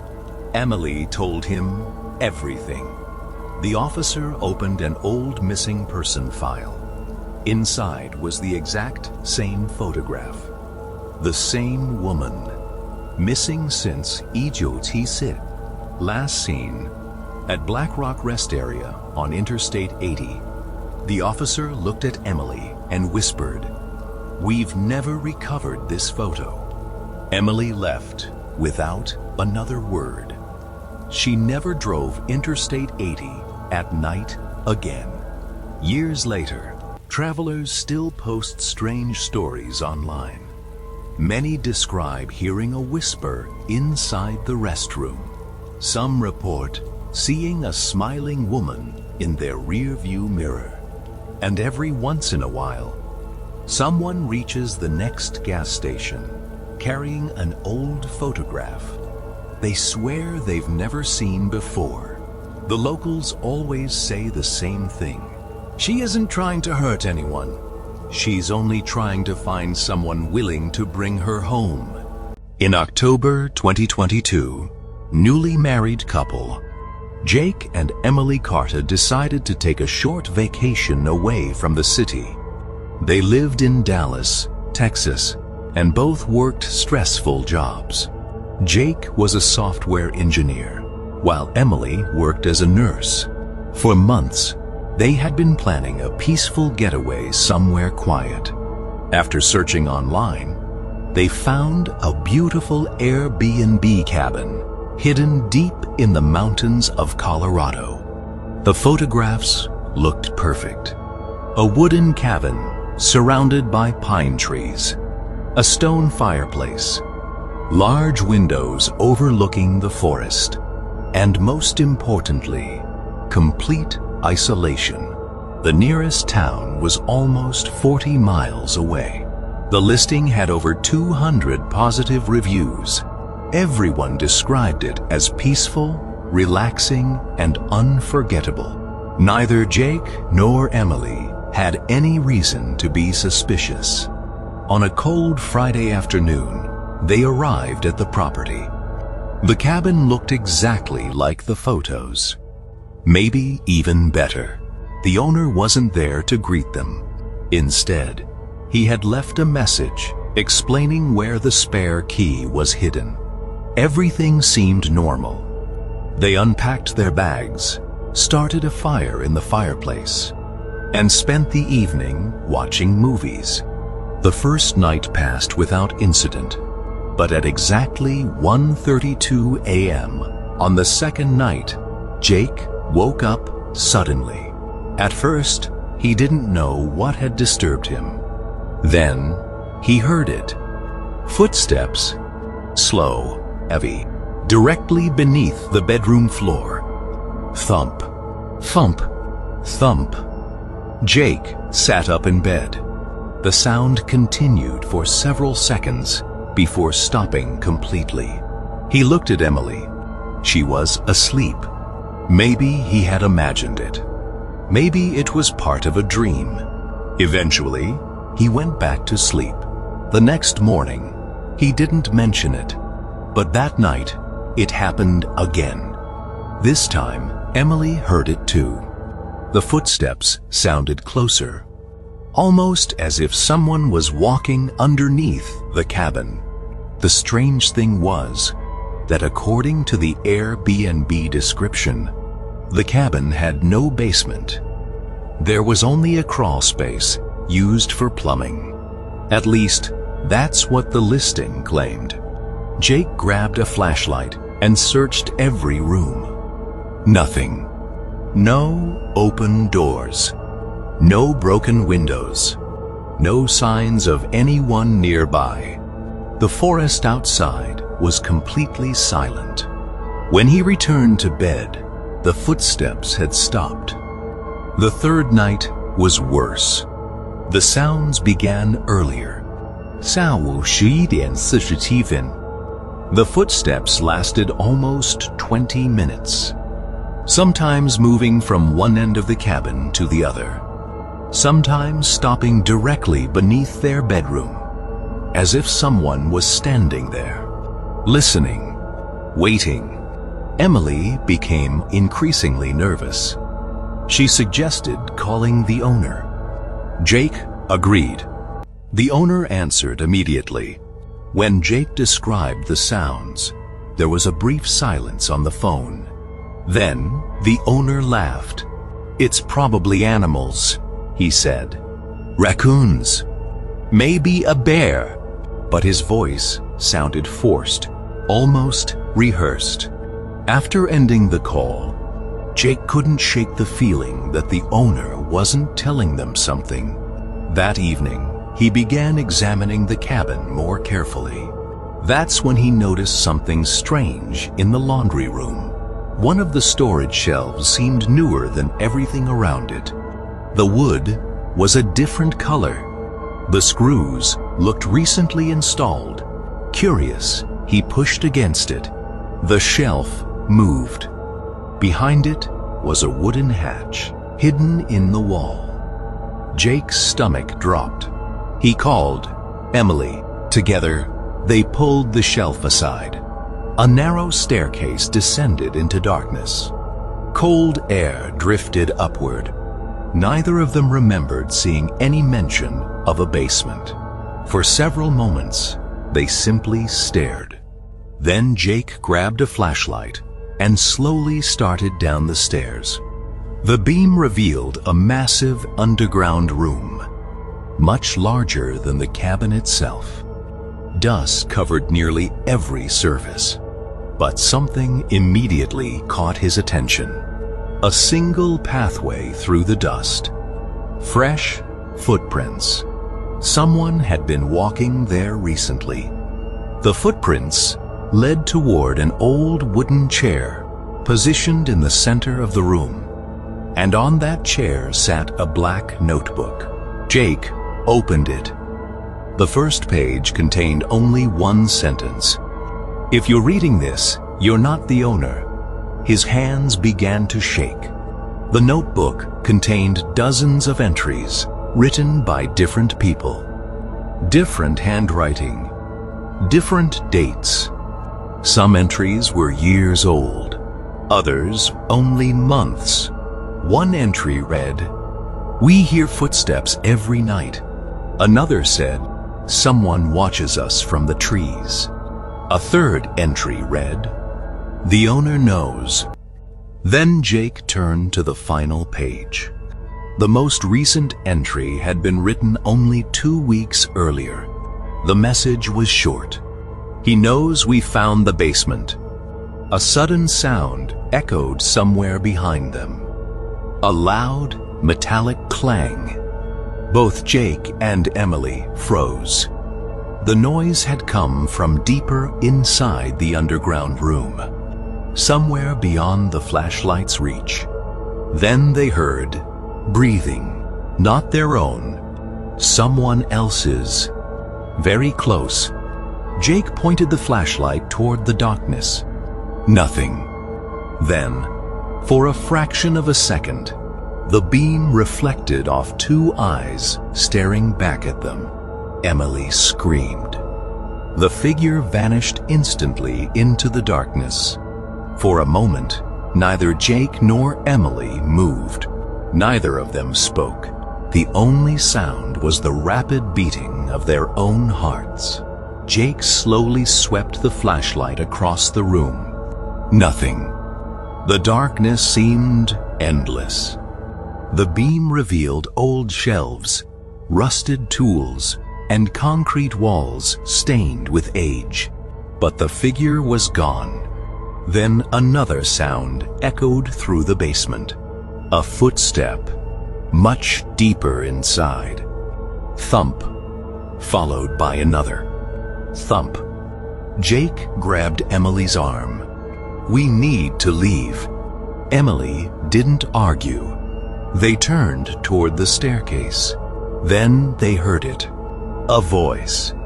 Low, almost a whisper, coming from somewhere in the darkness. "You weren't supposed to find this." Jake felt every hair on his body stand up. The voice sounded close. Far too close. He swung the flashlight toward the direction of the sound. For a brief second, he saw movement. A silhouette slipping behind a concrete support column. Human. Definitely human. Jake and Emily ran. They sprinted toward the stairs. The notebook fell from Jake's hands and hit the floor behind them. Neither stopped to retrieve it. The moment they reached the laundry room, Jake slammed the hatch shut. Both stood there, gasping for breath. Silence. No footsteps. No voice. Nothing. Emily immediately grabbed her phone. No signal. Jake checked his. Nothing. The storm outside had apparently knocked out reception. For nearly an hour they sat in the living room staring at the hatch. Neither dared sleep. Around 3 a.m., they heard something moving beneath the floor again. Slow footsteps, back and forth, as if whoever was down there knew they were awake, as if he wanted them to know he was still there. Morning couldn't come fast enough. The instant sunlight appeared through the windows, Jake started the truck. They packed their belongings in less than 5 minutes. Before leaving, Jake took one final look at the cabin. Something moved behind an upstairs window. A face, watching. The moment Jake looked directly at it, it disappeared. They drove straight toward the nearest town. The first place they stopped was the local sheriff's office. At first, the deputies seemed skeptical. Stories about hidden basements and mysterious figures weren't exactly common. But when Jake showed them photographs he had taken of the notebook pages, their expressions changed. 2 deputies agreed to investigate. Jake and Emily waited nervously at the station. Hours passed. Then the deputies returned. The cabin had a basement, a very large one. But what they found was far stranger. Behind several storage shelves, investigators discovered a narrow tunnel leading into the mountainside. The tunnel stretched hundreds of feet underground. Inside were food supplies, water containers, blankets, battery-powered lanterns. Someone had clearly been living there. Not for weeks, for years. Even more disturbing was what they found deeper inside. Photographs, hundreds of them. Guests staying at the cabin, families, couples, children. Every photo appeared to have been taken secretly. Some showed people sitting by the fireplace. Others showed them sleeping. One photograph showed Jake and Emily sleeping in bed the previous night. The photo had been taken from inside their bedroom. Emily nearly fainted when she saw it. Whoever had taken the pictures had been inside the cabin while they slept. Yet investigators found no sign of the person responsible. No fingerprints, no identification, nothing. The tunnel eventually branched into several smaller passageways leading deeper into the mountain. Search teams spent 3 days exploring them. The man was never found. The story attracted local media attention. News crews arrived. The Airbnb listing vanished shortly afterward. The owner insisted he knew nothing about the tunnels. He claimed the cabin had been in his family for decades. Investigators could never prove otherwise. The case slowly faded from public attention. Months passed. Jake and Emily tried to move on with their lives, but neither could forget what had happened. Neither could forget the eyes staring from the darkness. Then, one evening, nearly 6 months later, a package arrived at their home in Dallas. There was no return address. Inside was a single photograph. Jake stared at it in disbelief. The picture showed him asleep in the Airbnb cabin, but it wasn't the same photo police had recovered. This image had been taken from a different angle, closer, much closer, as if the photographer had been standing directly beside the bed. Jake turned the photo over. Written on the back in black ink were 5 simple words. "I miss my guests already." Neither Jake nor Emily ever returned to Colorado. The person from the tunnel was never identified, and according to local rumors, the cabin still stands deep in the mountains, empty, abandoned, waiting for its next visitors. In 2023, Emily rented a cabin in northern Minnesota for a week-long vacation. The nearest town was nearly an hour away. The property sat beside a large lake. Only one other cabin was visible on the opposite shore. The first evening, Emily noticed a man standing on the dock across the lake. He appeared to be watching the water. Nothing strange about that. The next morning, he was there again. Same position, same clothes, not moving. For hours, Emily joked that he must love fishing, but she never saw a fishing rod, or a boat, or any movement at all. By the third day, curiosity got the better of her. She used binoculars. The man was still standing on the dock, motionless, facing her cabin. That night, she called the property owner. The owner became quiet, then asked, "What dock?" Emily explained. The owner insisted there was no cabin on the opposite shore. The property had burned down years ago. The next morning, Emily rented a kayak and crossed the lake. The farther she paddled, the more nervous she became. When she finally reached the shore, her heart nearly stopped. There was no cabin, only ruins hidden among the trees. The dock had collapsed long ago. Nobody could have been standing there. Emily hurried back. That evening, just before sunset, she looked across the lake again. The man was there, standing on the broken dock, watching her. She grabbed her phone and zoomed in. The image blurred repeatedly, but one frame came through clearly. The figure wasn't facing her cabin. It was facing the camera, smiling. Emily left that night. Weeks later, she examined the photo again. The figure's face wasn't a stranger's. It looked exactly like her, only older. And when she checked the image metadata, it contained a timestamp from the following year, a date that hadn't happened yet. Emily tried to forget about it, but the memory never faded.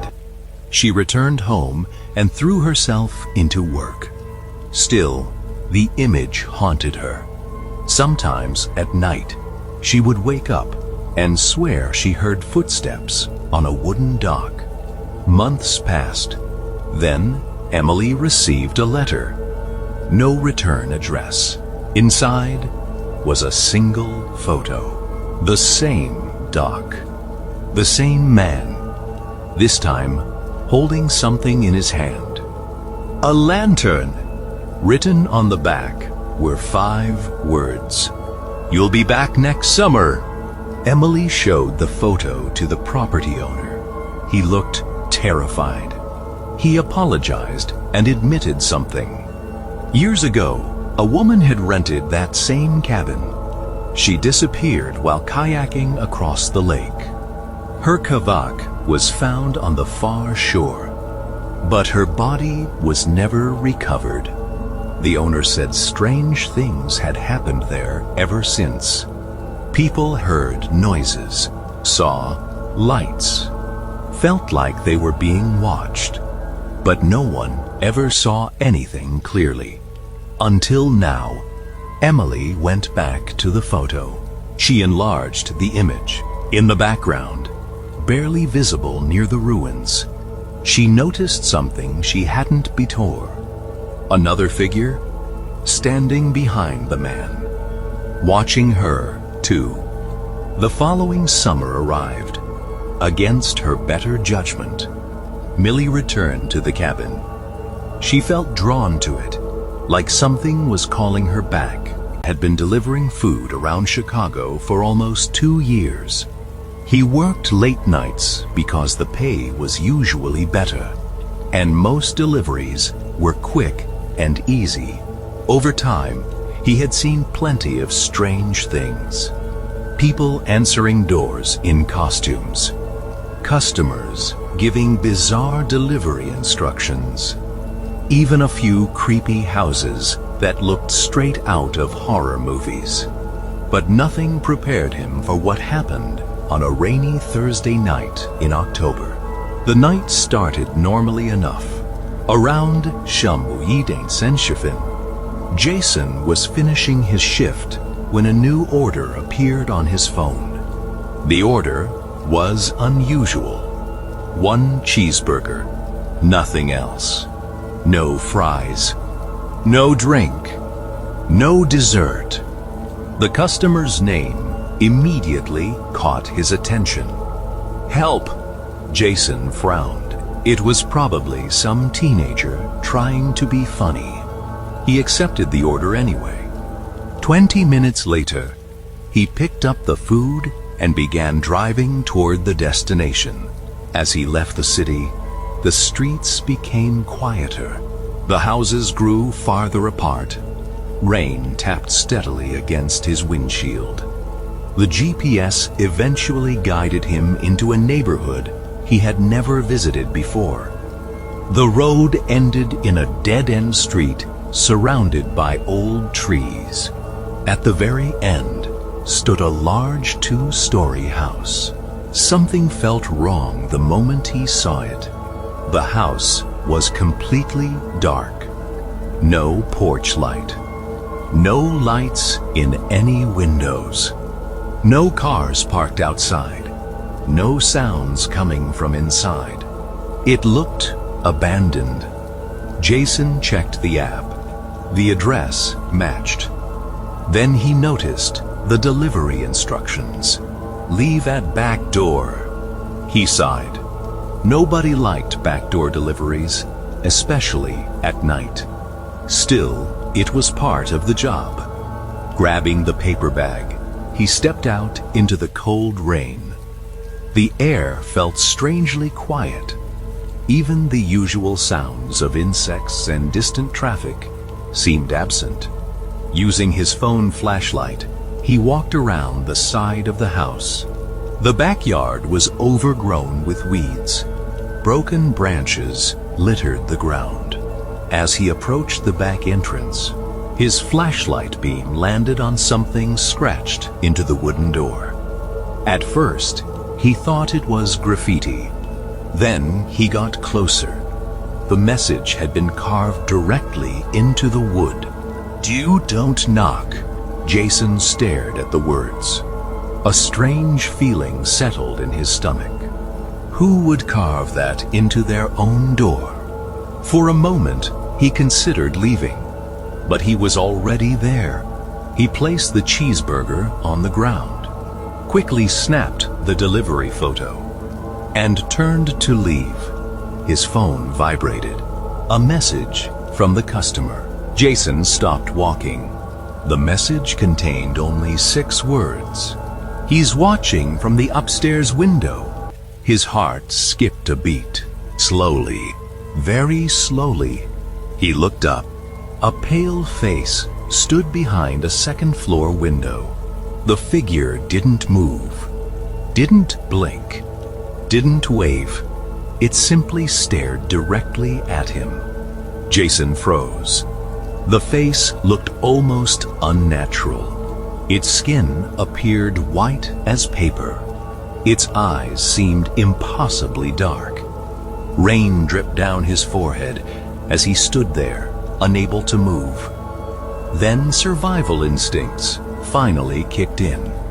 He turned and sprinted toward his car.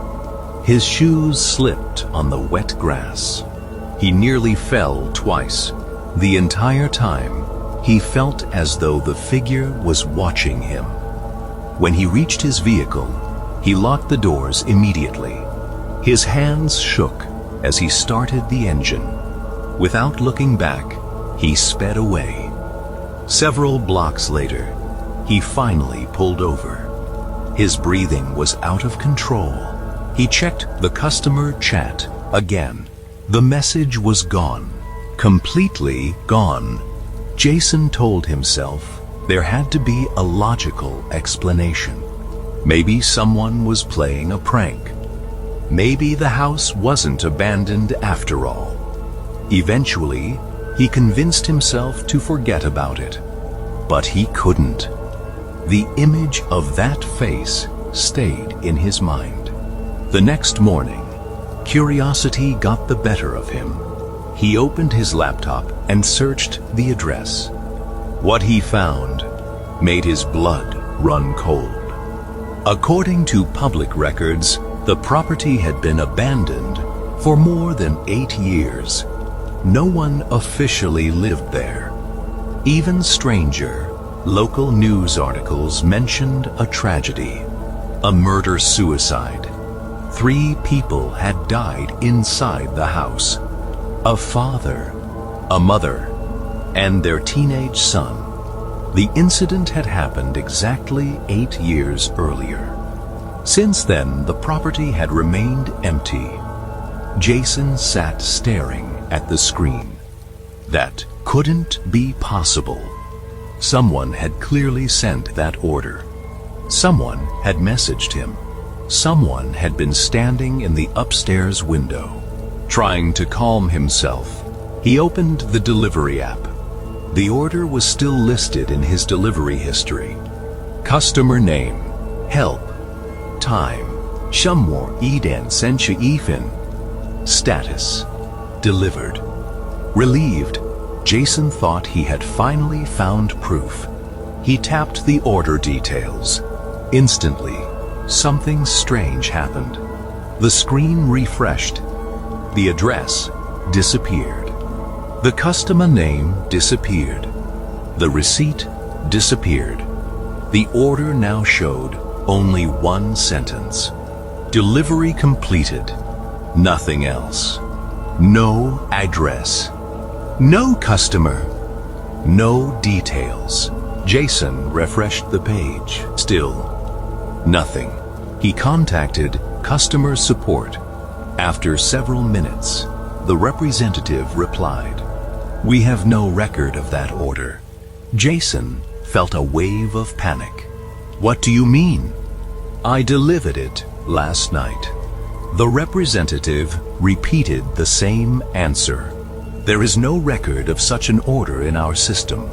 That night, Jason couldn't sleep. Around 2 a.m., he decided to check the delivery photo stored in his phone gallery. Maybe there was something he missed. He opened the image. The cheeseburger bag sat beside the back door, exactly as he remembered. The carved warning was clearly visible. Don't knock." Then he noticed something else. Something hidden in the upstairs window. A face. The same pale face. Standing perfectly still. Watching him, Jason zoomed in. The image became blurry, but he could still make out the eyes. And that's when he realized something terrifying. The face wasn't looking at the camera. It wasn't looking at the door. It wasn't looking outside. It was staring directly at him, as if it knew he would eventually open that photo, as if it knew he was watching. The next morning, the image had vanished from his phone, and Jason never accepted another late-night delivery again.